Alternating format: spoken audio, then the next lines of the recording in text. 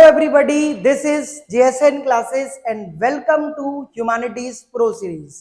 बहुत स्वागत है आपका हमारे इस YouTube चैनल पर।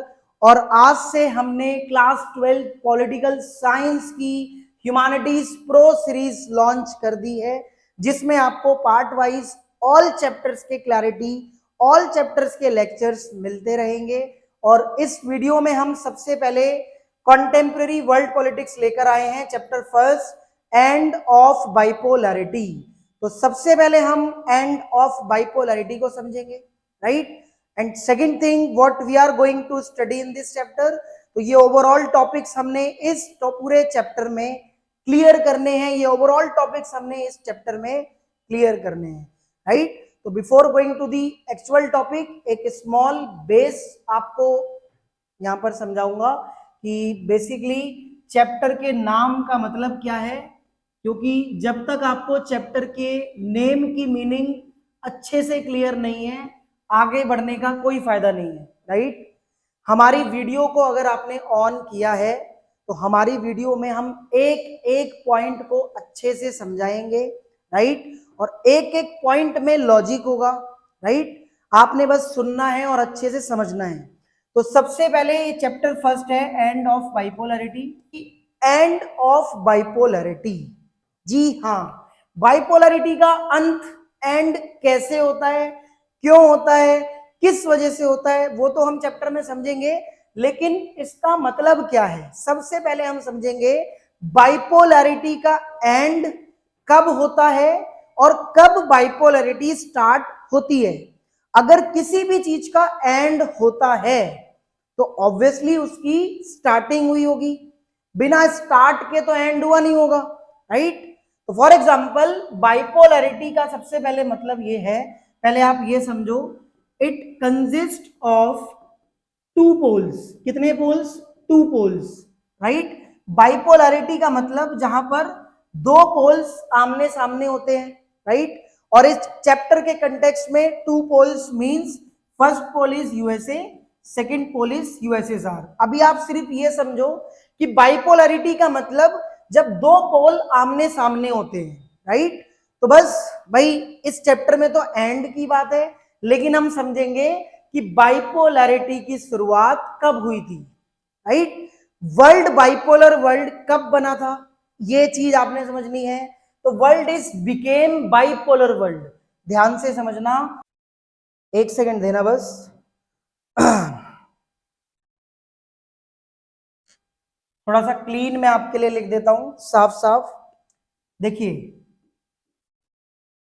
World is became bipolar world from 1945 to 1991, right. हमारा वर्ल्ड बाइपोलर वर्ल्ड कब बन गया था? 1945 में, और कब तक था? 1991, राइट। तो बात यही है, सिंपल बात यही है कि हमारे जो दो पोल हैं वो कौन से हैं? यूएसए और यूएसएसआर। इन दोनों पोल का कनेक्शन बाइपोलैरिटी से है, और हमारा वर्ल्ड बाइपोलर वर्ल्ड 45 में बन गया था। और इसी ईयर में, सेम ईयर में, इन दोनों पोल्स के बीच कोल्ड वॉर एरा भी चल रहा था, राइट। कौन सा era? Cold war era. Then I hope आपको बात समझ आई हो। अब बाइपोलर वर्ल्ड 1945 में स्टार्ट हुआ और 91 तक चलते रहा, राइट। इसी पीरियड को हम बाइपोलर वर्ल्ड कहते हैं। बट चैप्टर का नाम है एंड ऑफ बाइपोलैरिटी। तो चैप्टर किस बारे में है कि बाइपोलैरिटी का एंड हो गया, राइट। मतलब बाइपोलैरिटी का अंत हो गया। तो इसका मतलब ये है कि जो दो पोल आमने सामने थे, इन दोनों पोल में एक पोल डिसइंटीग्रेट हुआ होगा या फिर कोलैप्स, कुछ भी कह सकते हो, राइट। अगर बाइपोलैरिटी का एंड होता है तो इट मींस दोनों पोल में से एक पोल कोलैप्स हो जाते हैं। तो वो पोल कौन सा था? USSR, right. ये मार्क कर लेना कि जो बाइपोलैरिटी एंड की बात है, राइट, जो बाइपोलैरिटी एंड की बात है उसमें कौन सा पोल था? सेकंड पोल, राइट, जिसे सेकंड वर्ल्ड भी कहते हैं, राइट। इसका डिसइंटीग्रेशन हो गया था, इसका मतलब कि बाइपोलैरिटी एंड, राइट। और 91 में सोवियत यूनियन, जिसे यूएसएसआर कहते हैं, जो सेकंड पोल था उसका डिसइंटीग्रेट हो गया था। एंड फुल चैप्टर में हम यूएसएसआर के बारे में समझेंगे कि किस तरह बाइपोलरिटी का एंड होता है, किस वजह से होता है और कब बाइपोलरिटी आती है और कैसे क्या, राइट। देखते जाओ, बने रहो हमारे इसी वीडियो में, फुल लॉजिक के साथ आपको समझाऊंगा, राइट। आई होप आपको समझ आ गया हो इतना पोर्शन। तो अब आगे चलेंगे। अब हम समझते हैं कि हमें इस चैप्टर में कौन कौन से टॉपिक पढ़ने हैं, राइट। फर्स्ट ऑफ ऑल ये ओवरऑल टॉपिक हमें इस चैप्टर में पढ़ने हैं। फर्स्ट टॉपिक हमारा रहेगा Berlin wall. Second, what was Soviet system, क्या था Soviet system. Gorbachev and disintegration, reason for disintegration, consequences of disintegration, what is shock therapy and regimes, consequences of shock therapy, tensions and conflicts, India and post communist regimes। मतलब overall ये topics हमने cover करने हैं 2024 and 25 syllabus के according, right. सबसे पहले हम Berlin wall समझेंगे कि बर्लिन वॉल का मतलब क्या है, राइट। तो सबसे पहले हम बर्लिन वॉल समझेंगे। The Berlin wall symbolise the division capitalist and the communist world.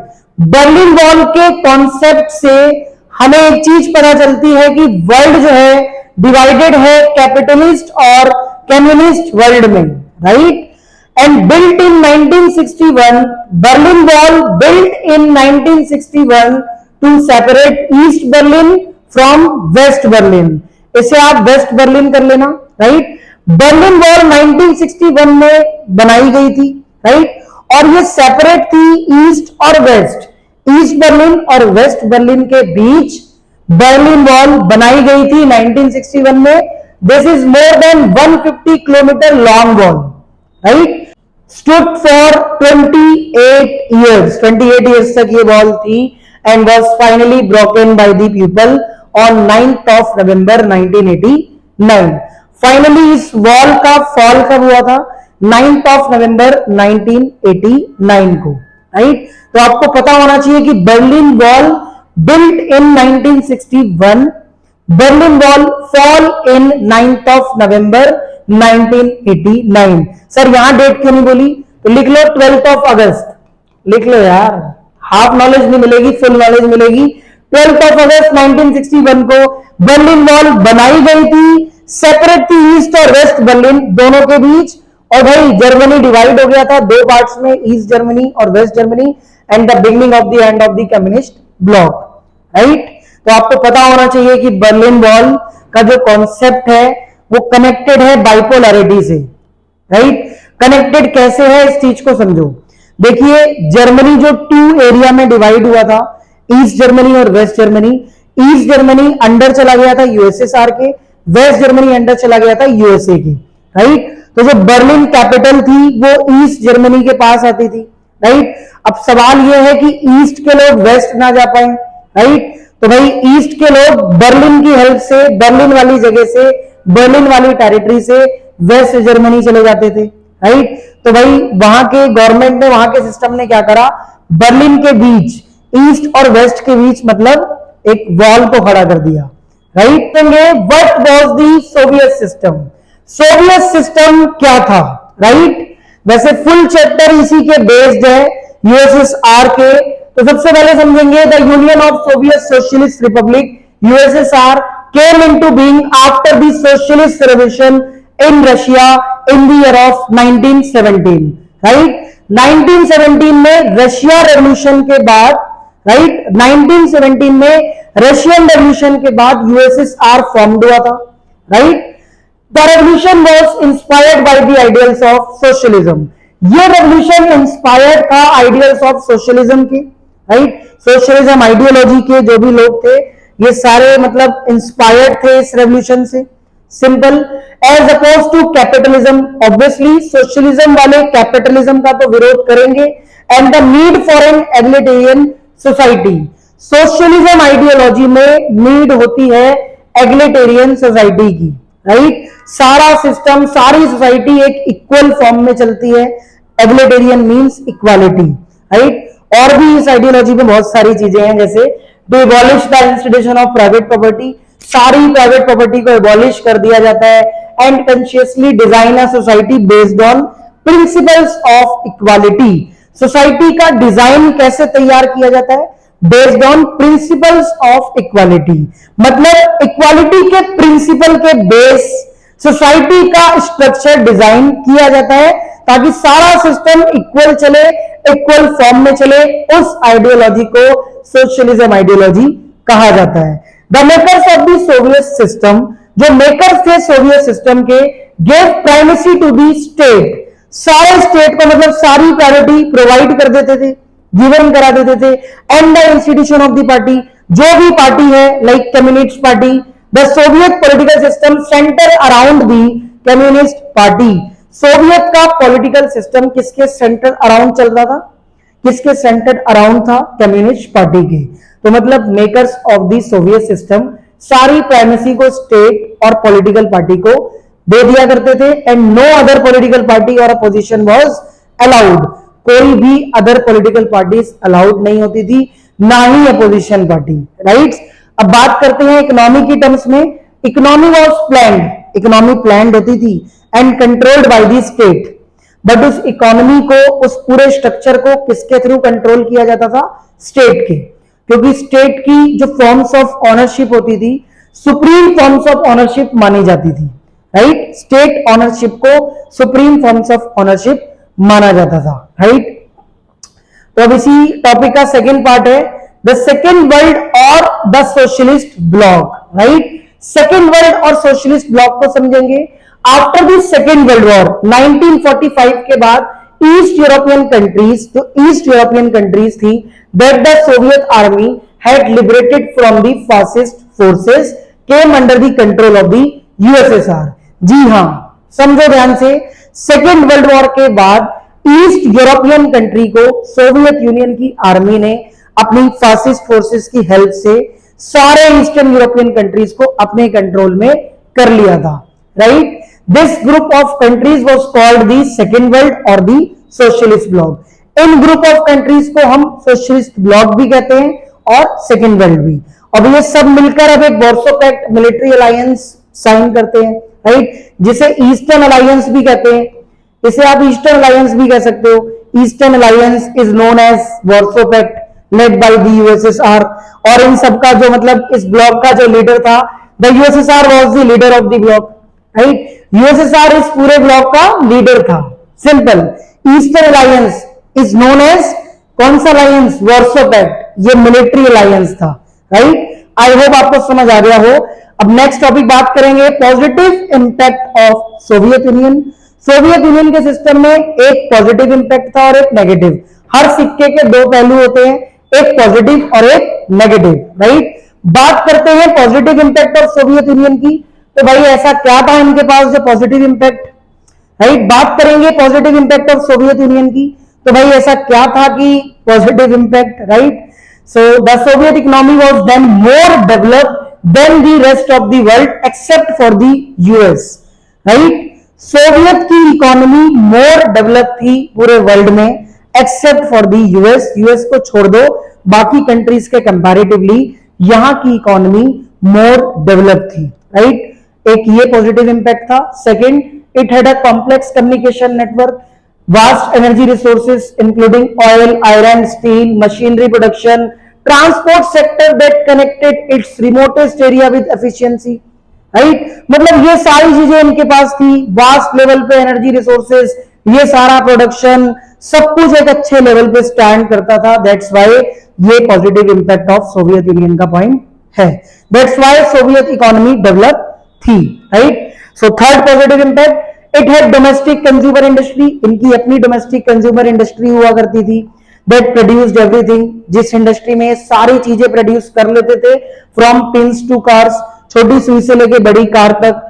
Even though there quality did not match that of the western capitalist country, even though ये कहते थे कि हमारी क्वालिटी मैच नहीं करती वेस्ट कंट्रीज के साथ, हमारी क्वालिटी बहुत अलग है, मतलब हम एक अच्छे लेवल पे प्रोडक्शन कर रहे हैं, मोर डेवलप्ड है वगैरह, right.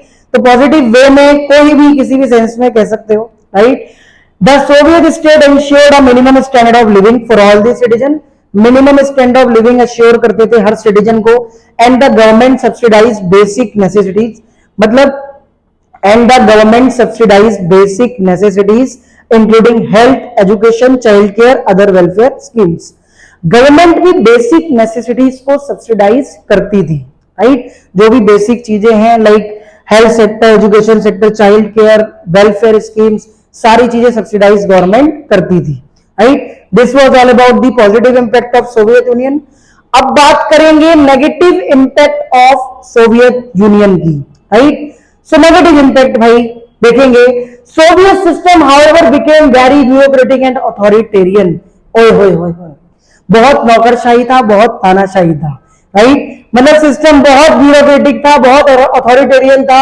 That's why making life very difficult for its citizens. इस वजह से वहां के सिटीजन की लाइफ डिफिकल्ट बनती जा रही थी, कठिन बनती जा रही थी, बिकॉज वो अपनी प्रॉब्लम को एक्सप्रेस नहीं कर पाते थे, राइट? लैक ऑफ डेमोक्रेसी थी, absence of freedom of speech, भाई आजादी नहीं थी एक्सप्रेस करने की किसी भी चीज की। Stifled people who often express their dissent in jokes and cartoons, right? Even फिर भी इनफैक्ट सिटीजन्स जोक्स और कार्टून्स की फॉर्म में प्रॉब्लम्स को एक्सप्रेस करते थे। मतलब जोक्स बना दिया, उससे ये पता चलता था कि ये प्रॉब्लम, ये दिक्कत, ये समस्या वगैरह, वो सब मतलब जोक्स और कार्टून्स की फॉर्म में सिटीजन्स अपनी प्रॉब्लम को एक्सप्रेस किया करते थे, right? Most of the institution of the Soviet state needed reform.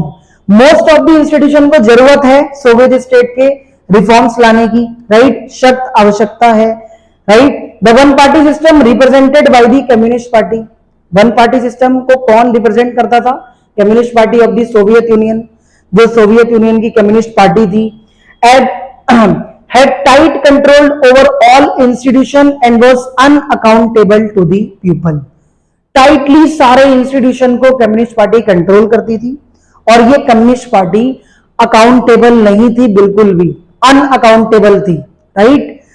The party refuse to recognise the urge of the people in the 15 different republics that form the Soviet union to manage their own affairs including their cultural affairs. बिल्कुल, मतलब party किसी के aspiration को fulfil करने में बिल्कुल भी नहीं, पार्टी किसी भी एस्पिरेशन को फुलफिल नहीं कर पाती थी, रिफ्यूज होती थी। कोई भी एस्पिरेशन लेके आ रहा है या कुछ भी लेके आ रहा है, हर चीज को मतलब पार्टी रिफ्यूज होती थी फुलफिल करने में, चाहे किसी का ओन अफेयर्स हो या फिर कल्चरल अफेयर्स हो।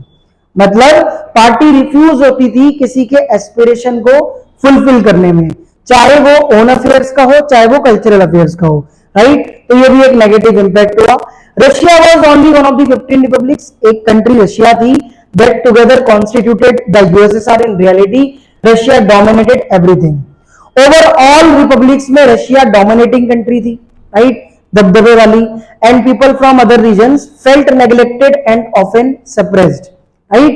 other region के लोगों को ये फील हो रहा था, ये महसूस हो रहा था कि उन्हें नेग्लेक्ट किया जा रहा है, उन्हें सप्रेस किया जा रहा है, राइट? क्योंकि सिंगल कंट्री रशिया थी जो डोमिनेटिंग थी हर चीज पे, राइट? तो ये भी एक सोवियत सिस्टम का, सोवियत यूनियन का नेगेटिव इंपैक्ट था कि सिस्टम बहुत ब्यूरोक्रेटिक था, अथॉरिटेरियन था, पार्टी रिफ्यूज होती थी लोगों के एस्पिरेशन को फुलफिल करने में, राइट? वन पार्टी सिस्टम था, लैक ऑफ डेमोक्रेसी थी, राइट?